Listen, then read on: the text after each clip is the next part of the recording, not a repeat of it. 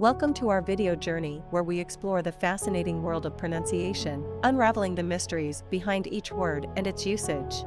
In this video, the word is accumulator. Accumulator. Accumulator. Accumulator is a noun that refers to a device, person, or entity designed to gather, collect, or store items, resources, or information. It is often associated with the concept of accumulating or stockpiling.